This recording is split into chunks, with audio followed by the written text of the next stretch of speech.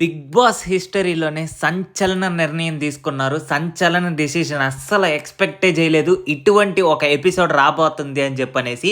అసలు ఎలిమినేట్ అయిన కంటెస్టెంట్స్ దగ్గర నామినేషన్స్ ఏపించాలని చెప్పనేసి ఆ ఐడియా, ఆ థాట్ ప్రాసెస్ ఎవరికొచ్చిందో గానీ, అసలు ఏ బిగ్ బాస్‌లోనూ ఇంతవరకు ఇటువంటి ఒక థాట్ ప్రాసెస్, ఇటువంటి ఒక ఐడియా ఎవరికీ వచ్చినట్లు లేదు. First time in Telugu Bigg Boss అయితే అస్సలు అనుకోలేదు నిజంగా. ఎవరైతే ఎలిమినేట్ అయిన కంటెస్టెంట్లు అసలు సోనియా ఎంట్రీ ఇవ్వగానే మన హౌస్‌మేట్స్ అందరూ షాక్. రీ ఎంట్రీ ఏమన్నా ప్లాన్ చేశారా? ఇంక సోనియా ఇక్కడే ఉండిపోబోతుందా అని చెప్పనేసి అంతలా ఎక్స్‌పెక్ట్ చేశారు. నామినేషన్స్ ఏసి ఎళ్ళిపోతారు అని చెప్పనేసి మాత్రం అస్సలు ఎక్స్‌పెక్ట్ చేయలేదు. అసలు దుమ్ము దుమారం అనే చెప్పుకోవాలి. ఇన్ని రోజులు అసలు ఇన్ని సీజన్స్‌లో గూడా ఫ్యామిలీ వీక్ తర్వాత చేంజెస్ డ్రాస్టిక్‌గా కనిపించేవన్నమాట. ఓకే. మారుతున్నారు. ఆ చేంజెస్ అనేది ఖచ్చితంగా కనిపించేది. ఆ సజెషన్స్ అవన్నీ తీసుకొని. కానీ ఇటువంటి చేంజ్ అయితే అస్సలు ఎక్స్‌పెక్ట్ చేయలేదు. అది కూడా ఇంత పేలవంగా జరుగుతున్న ఒక సీజన్‌లో ఇంత చేంజెస్ వచ్చి ఇంతలా హైప్ క్రియేట్ అయిపోతది అని చెప్పనేసి అస్సలు ఎక్స్‌పెక్ట్ చేయలేదు. అసలు ఏమైందంటే ఎపిసోడ్ రివ్యూలోకి వెళ్ళిపోదాం, మాట్లాడేసుకుందాం. సో, ఇక మన బిగ్ బాస్ అయితే కొత్తగా ప్లాన్ చేయాలి అని చెప్పనేసి ఎవరైతే ఎలిమినేట్ అయిపోయారో ఆ కంటెస్టెంట్స్‌ని తీసుకొనొచ్చి నామినేషన్స్ ఏయించాలని చెప్పనేసి ప్రిపేర్ అయిపోయాడు. ఇదైతే కొత్త ప్రాసెస్సు డిఫరెంట్‌గా ఉంది. దాంతో పాటు బీభత్సంగా ఉంది కాబట్టి ప్రతి ఒక్కరికి కనెక్ట్ అవుతదని చెప్పనేసి బిగ్ బాస్ ఈ థాట్ ప్రాసెస్ పెట్టి అస్సల ప్రతి ఒక్క ప్రేక్షకుడిని అబ్బురపరిచాడనే చెప్పాలి. ఇక లోపల కూర్చున్న కంటెస్టెంట్స్ ఆల్రెడీ ఎలిమినేట్ అయిన కంటెస్టెంట్లే కదా! అయ్యేసి ఉత్తి రీజన్‌లు ఏదో ఒకటి రెండు చెప్పేసి ఎళ్తారేమో అని చెప్పనేసి ఎక్స్‌పెక్ట్ చేశాను. దుమ్ము దుమారం అనే చెప్పాలి. అసలు ఇరగదీసేశారు. ఎటువంటి పెర్ఫార్మన్స్ అంటే మామూలుగా సోనియా దగ్గర నుంచి నేను ఎక్స్‌పెక్ట్ చేసింది ఓకే. పృథ్వీ, నిఖిల్‌ని సేవ్ చేసి మిగతా వోళ్ళు ఇద్దరిని ఎవరినైనా పట్టుకొని పీడిస్తదేమో. ఆల్రెడీ ఇంట్లో ఉండేటప్పుడు ప్రేరణతో, విష్ణుప్రియతో గొడవైంది కాబట్టి వాళ్ళిద్దరిని నామినేట్ చేసిద్దేమో అని ఎక్స్‌పెక్ట్ చేశా. అస్సలా వచ్చి రాగానే ప్రేరణ అనింది. తెలిసిందే కదా! ఎక్స్‌పెక్టెడ్ నామినేషనే మన సోనియా దగ్గర నుంచి. ప్రేరణకి, సోనియాకి గొడవలున్నాయి కాబట్టి సర్లే ఇంకా వేసేసి పోవమ్మా అని చెప్పనేసి అనుకున్నా. పాయింట్స్ మాట్లాడింది అసలు సోనియా. ఓయమ్మ! ఇంకొక 2, 3 వారాలు ఇంట్లో ఉనుంటే ఎంత బాగుండేదిరా అని అనిపించింది. అంటే ఈ రకంగా, అంటే ఇటువంటి పాయింట్లు పెట్టుకొని అంతకుముందే ఆడుంటే మాత్రం ఖచ్చితంగా అసలు నేను చెప్తున్నాను టాప్ 10లో ఖచ్చితంగా ఉండేది. ఇటువంటి పాయింట్లు అసలు ఎటువంటి పాయింట్లు తీసిందంటే మామూలు పాయింట్లు కాదు. ఆహ్, ప ఇది ఆ వాటర్ ట్యాంక్ టాస్క్‌లు పెట్టారు గదా! పానీవాతో ఏదో వాటర్ ట్యాంక్ టాస్కు. ఆ టాస్క్‌లో నిఖిల్ ఫిజికల్ అయ్యాడు అని చెప్పనేసి ఆయన్ని నామినేట్ జేయకుండా దానికంటే చిన్న చిన్న రీజన్‌లు ఉండేది మన గౌతమ్‌నయితే నామినేట్ జేసింది. అక్కడ క్లియర్ గ్రూపిజం కనబడుతుంది. నువ్వు అంటే మీ టీమ్‌లో ఉండే వాళ్ళకే వెన్నుపోటు పొడిచావు అని చెప్పనేసి ప్రేరణనైతే నామినేట్ జేసింది. అసలు ఎన్ని రీజన్‌లు తీసిందంటే ప్రతి ఒక్క రీజన్ వ్యాలిడే మళ్ళీ.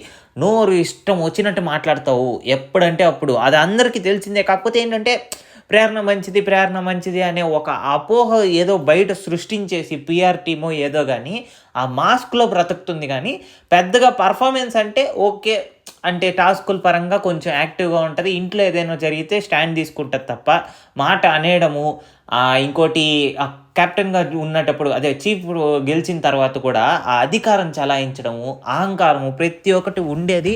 అందరికి క్లియర్ కట్‌గా తెలుస్తా ఉంది. కాకపోతే ఎవ్వరు అంటే అక్కడ ఇంట్లో ఉండేవాళ్ళు వాయిస్ రైజ్ చేస్తారు తప్ప బయట ఉండే పీఆర్ టీమ్ గానియండి, లేదంటే బయట కొంతమందికి నచ్చడం వల్లనో ఏమో గాని ప్రతి ఒక్కరు ప్రేరణ బానే ఆడుతుంది. టాప్ 5 అని చెప్పనేసి బాగా హైప్ ఇచ్చేసరికి ఆమెకి ఓటింగ్ అనేది బీభత్సంగా పెరిగిపోయింది. కాకపోతే ఆ పెర్ఫార్మన్సు అంత లెవెల్‌లో పెర్ఫార్మన్స్ ఇస్తుందా అని చెప్పనంటే నాకైతే అంత లెవెల్‌లో పెర్ఫార్మన్స్ అనిపించలేదు.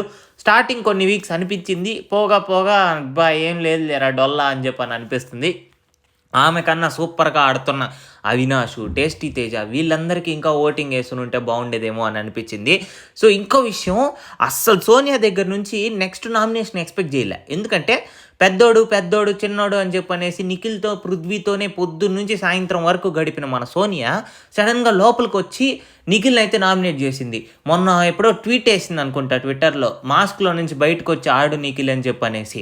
ఆ ట్వీట్ యేసింది కదా! సర్లే ఎవరైనా ఫేక్ అకౌంట్ ఏమో సరదాగా యేసుంటారేమో అని అనుకున్నాను గానీ, లోపలికొచ్చి ఎంత గ్రడ్జ్ పెట్టుకొని నామినేట్ చేసిందో నాకైతే ఏ పాయింట్‌ల వల్ల ఈమె ఇలా ఫ్లిప్ అయిందనేసి నాకైతే అర్థం కాలేదు.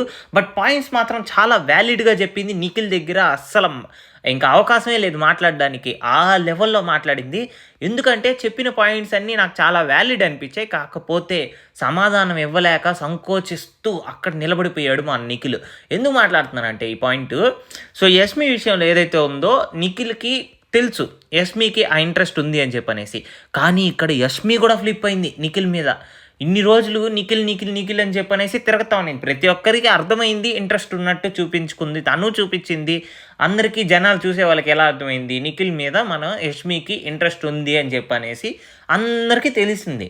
ఆ విషయం సోనియా వచ్చి చెప్పినప్పుడు మాత్రం బాగా ఫ్లిప్ అయింది యష్మి. ఆ విషయం మాత్రం ఒప్పుకోవాలి. ఎందుకంటే ఆ ఇష్టం అనేది ఉంది యష్మికి. కానీ ఒప్పుకోకుండా ఎలా అంటే మళ్ళీ మొసలి కన్నీరు కాల్చి సింపుల్గా అలా తప్పించుకునేసి ఇంకా సోనియా కూడా సపోర్ట్ వచ్చేసరికి ఇద్దరు కలిసి మీదకి తొక్కేశారు. కాకపోతే ఎటువంటి కూడా రాలేదు. నాకు తెలిసినంత వరకు ఇంకా పాజిటివ్ ఎపిసోడ్ అయ్యే అవకాశం ఉంది నిఖిల్కి అని చెప్పి అనుకుంటున్నాను. బట్ గ్రూప్ గేమ్ విషయానికి వస్తే, మాస్కుల విషయానికి వస్తే నాకు కొంచెం నిఖిల్ మీద ఆ లైట్ నెగిటివిటీ అనేది ఉంది అని అనిపిస్తుంది. ఎందుకంటే గ్రూప్ గేమ్ విషయానికి వస్తే అటు పృథ్వీ సపోర్ట్ ఉంది, ఇటు యష్మి సపోర్ట్ ఉంది. వీళ్ళందరూ కొంచెం నిఖిల్కి సపోర్టివ్గా ఉంటారు కాబట్టి వాళ్ళు నిఖిల్ని అయితే నామినేట్ చేయరు. ఇంకా నిఖిల్ నామినేట్ చేసేది అవతల సైడ్ ఉండేవాళ్ళు. వాళ్ళు ఎలానో నామినేట్ చేస్తారు. నిఖిల్ కూడా వీళ్ళందరినీ ప్రొటెక్టివ్గా చూసుకుంటూ ఉంటాడు. అందరి దగ్గర మంచి పేరు తెచ్చుకోవాలి అనే ఒక మాస్క్లో అయితే ఖచ్చితంగా నిఖిల్ ఉన్నాడు అనేది 100% నిజం.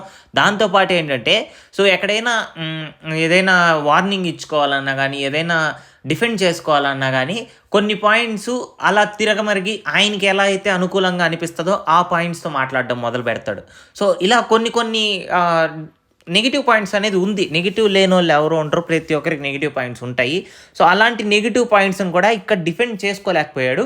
Sonia point to point clear కట్గా బయట క్లియర్గా చూసి వచ్చినట్టుంది.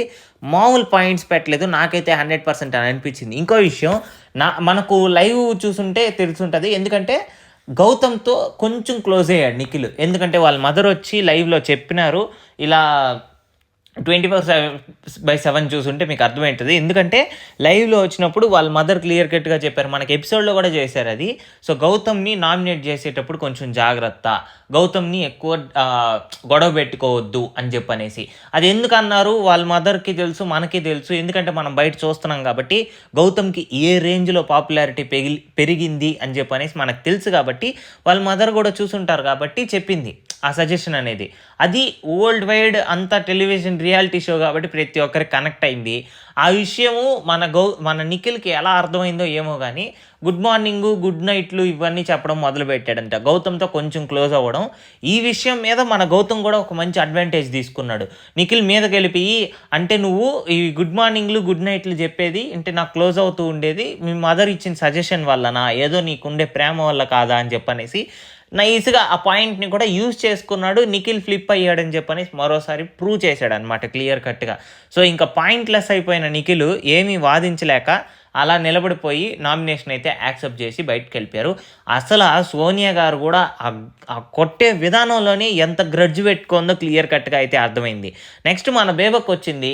బేబక్ ఎందుకు ఆ ఫస్ట్ వారం తర్వాత ఎలిమినేట్ అయిపోయింది అని చెప్పనేది ఇప్పుడు నాకు క్లియర్గా అర్థమైంది. ఎందుకంటే ఇన్ని రోజులు ఆట చూసేసి వచ్చి కూడా ఏదైనా మంచి పాయింట్లు చెప్పి నామినేట్ చేసిద్దేమో అని చెప్పానంటే మళ్ళీ డొల్ల పాయింట్లు చెప్పింది. నాకైతే బేబక్ నామినేషన్ ఏమీ నచ్చలేదు.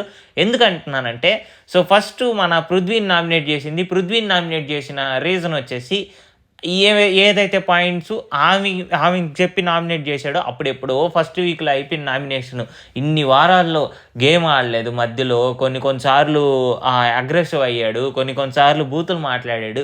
ఇన్ని పాయింట్లు పెట్టుకొని ఇంకోటి ఏంటంటే ఇప్పుడు గ్రూప్ గేమ్ ఆడుతున్నాడు. నామినేషన్స్ అప్పుడు మాట్లాడుకొని గ్రూప్ గేమ్ ఆడుతూ ఉన్నాడు. ఇన్ని పాయింట్లు పెట్టుకొని వెళ్ళి పృథ్వీని నువ్వు నన్ను నామినేట్ చేసిన రీజన్ నాకు నచ్చలేదని చెప్పని నామినేట్ చేసింది. మళ్ళీ ఏంద్రా నాయన ఇన్ని రోజుల తర్వాత ఇన్ని రోజులు ఆట చూసేసి వచ్చి ఇంకా దీనికంతే మంచి పాయింట్లు దొరకలేదా అని చెప్పని అనిపించింది నాకు బేబక్ నామినేట్ చేసేటప్పుడు. ఇంకెవరినైనా పంపించుని ఉంటే బేబక్ బదులు కనీసం ఎంతమంది పోయినారు కదా, 10 మంది బయటికి వెళ్ళి ఉండారో ఆ 10 మందిలో ఇంకెవరైనా వచ్చి ఉంటే కూడా ఇంకా బెటర్ నామినేషన్ వేసి ఉండేవాళ్ళేమో అని అనిపించింది.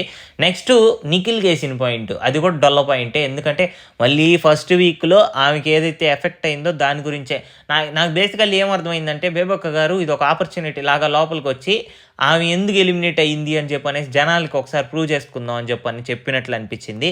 ఆమె కొంచెం వీళ్ళకి ఏదైనా ఉపయోగపడే పాయింట్లు ఏమైనా చెప్పునుంటే ఇంకా జనాల్లో కొంచెం పేరు వచ్చి ఉండేదేమో అని అనిపించింది. సో అలా అంటే ఇన్ని రోజులు ఆట చూసిన తర్వాత ఇంత పేలవమైన పాయింట్లు చెప్తారని చెప్పనేసి నేనైతే ఎక్స్పెక్ట్ చేయలేదు. కాకపోతే మన శేఖర్ భాషా గారు వచ్చిన తర్వాత ప్రాపర్గా ఇన్సైట్స్ ఇచ్చారు. ఇద్దరిని నామినేట్ చేసి వాళ్ళకి కావాల్సిన ఆ ఇన్సైట్స్ అనేది ప్రాపర్గా ఇచ్చేసి వెళ్ళారు. ప్రేరణని ఇంకోటి యష్మి గారిని ఇద్దరిని నామినేట్ చేశారు. సో ఇద్దరిని నామినేట్ చేసిన రీజన్ వచ్చేసి కొంచెం రూడ్గా ఉన్నారు. ప్రతి ఒక్కరితో బిహేవియర్ వైజ్గా ఇష్టం వచ్చినట్టు వాళ్ళు బిహేవ్ చేస్తూ ఉన్నారు. దాంతోపాటు ఇంకొన్ని విషయాలు మాట్లాడుకోవాలి. ఏంటంటే సో మన ప్రేరణ అండ్ యష్మి ఇద్దరూ కూడా గ్రూప్ గేమ్ ఆడుతున్నారు అని చెప్పనేసి వాళ్ళని ఎక్స్పోజ్ చేశారు. ఆ విషయం మనకు కూడా తెలిసిందే. ఎందుకంటే ప్రేరణ ఒక సర్కిల్ క్రియేట్ చేసుకుంది అనమాట. వీళ్ళని మాత్రం నామినేట్ చేయకూడదు అని చెప్పనేసి, మిగతా వాళ్ళని ఎవరినైనా నామినేట్ చేయొచ్చు అని చెప్పనేసి ఒక సర్కిల్ క్రియేట్ చేసుకుంది. కొంతమంది మీద గ్రడ్జ్ పెట్టుకొని వాళ్ళనే నామినేట్ చేస్తూ వస్తుంది. సో అది కొంచెం గ్రూప్ గేమ్ లాగా అనిపించి అది కూడా ఎక్స్పోజ్ అయింది. దాంతోపాటు మన యష్మి గురించి తెలిసిందే, క్లియర్ కట్గా అంటే అందరికీ తెలిసినట్టే వాళ్ళు మాట్లాడుకుంటారు ఖచ్చితంగా. అది కూడా నువ్వు వాళ్ళని నామినేట్ చేయి, నేను వీళ్ళని నామినేట్ చేస్తాను, నువ్వు అక్కడ గేమ్ ఆడు, ఇలా ఆడు, అలా ఆడు అని చెప్పనేసి మాట్లాడుతూ ఉంటారు. సో యష్మి గురించి మనం చెప్పాల్సిన అవసరం లేదు, గ్రూప్ గేమ్. ఇంకో విషయం చెప్పాడు, ఆ పాయింట్ నాకు చాలా బాగా నచ్చింది. ఎందుకంటే నిఖిల్ గేమ్ కూడా ఎఫెక్ట్ అవుతుంది. నిఖిల్ సూపర్గా ఆడుతున్నాడు, మీతో గ్రూప్ అవ్వడం వల్ల ఇండైరెక్ట్గా నిఖిల్కి ఒక సజెషన్ అయితే ఇవ్వడం జరిగింది. నాకైతే చాలా బాగా నచ్చింది. ఎందుకంటే నిఖిల్ ఇప్పుడు ఉండే ఓటింగ్ మేబీ టాప్ 1 టాప్ 2 ఈ రెండిట్లోనే ఉంటుంది ఖచ్చితంగా. కాకపోతే ఇంకా అది కొంచెం డౌన్ అయిపోయేదానికి కారణం గ్రూప్ గేమ్. వీళ్ళ గ్రూప్ వల్ల నిఖిల్కి ఎఫెక్ట్ జరుగుతుందని చెప్పనేసి నిఖిల్కి ఇండైరెక్ట్గా ఒక సజెషన్ అయితే ఇచ్చారు.